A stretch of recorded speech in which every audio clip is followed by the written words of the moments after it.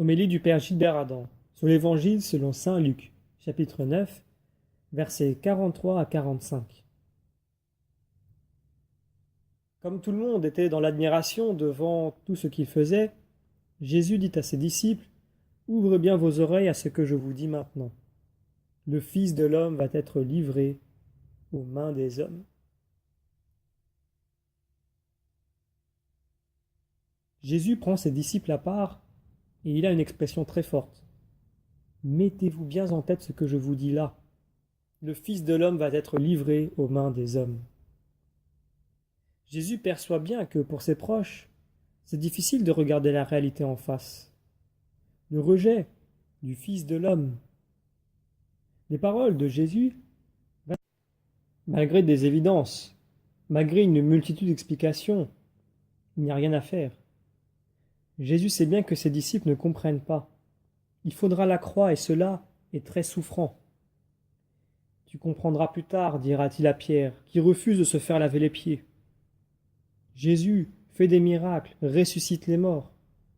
Nous avons très envie de lui dire : Seigneur, reste avec nous. Nous sommes si bien dans l'euphorie de ce qui se vit et qui est si beau.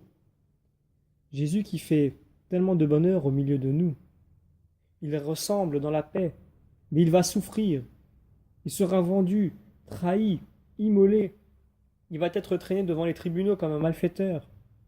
C'est ce chemin de douleur qui rejoindra toute l'humanité dans la douleur. Jésus va rejoindre toute personne dans la souffrance. Il rejoindra toute l'humanité dans la profondeur de sa détresse. Nous continuons la lecture de l'Évangile. Mais les disciples ne comprenaient pas cette parole, elle leur était voilée.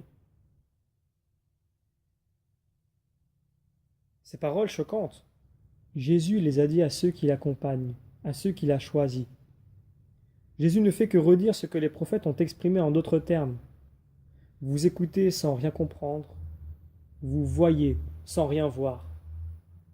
Malgré ce qu'il voit venir, il ne recule en rien pour faire connaître son royaume. Nous l'entendons aussi cette parole, et nous acceptons de le suivre sur ce chemin. Un éducateur, un papa ou une maman qui prendrait son enfant à part et qui lui dirait : « Écoute bien ce que je te dis, fais-le entrer dans ta tête », montrerait la gravité de la situation. Jésus annonce que le Fils de l'homme va être livré aux mains des hommes. C'est la deuxième annonce de la passion qui manifeste combien Jésus rejoint l'humanité dans sa détresse pour la sauver. Dieu n'est pas absent de nos cris, de nos souffrances, de nos meurtrissures. Il les portera sur sa croix. Mais la souffrance de l'humanité et sa détresse nous angoissent. Nous terminons la lecture de l'Évangile. Si bien qu'ils n'en percevaient pas le sens et ils avaient peur de l'interroger sur cette parole. Jésus refuse que nous soyons aveugles. Il nous informe que le suivre sur notre chemin de croyant comportera des difficultés fortement ressenties. Nous sommes appelés pour ne rien préférer au Christ, ni pour prendre un autre chemin que le sien. L'Esprit du Seigneur est sur moi parce que le Seigneur m'a consacré par l'onction. Il m'a envoyé porter la bonne nouvelle, apporter aux opprimés la libération. Seule la résurrection nous fera saisir l'amplitude du salut opéré par Jésus. Désormais, toute solitude, toute détresse et tout manque de soutien sera habité par Dieu. La communauté chrétienne est une communauté ouverte. Elle prend soin désormais de toute détresse, de toute souffrance. Elle répond aux cris du pauvre avec la compassion de Marie, la mère de compassion.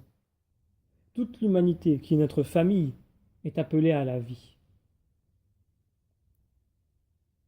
Nous demandons à Dieu la grâce de nous venir en aide, que nous soyons guéris pour être un soutien auprès de ceux qui souffrent.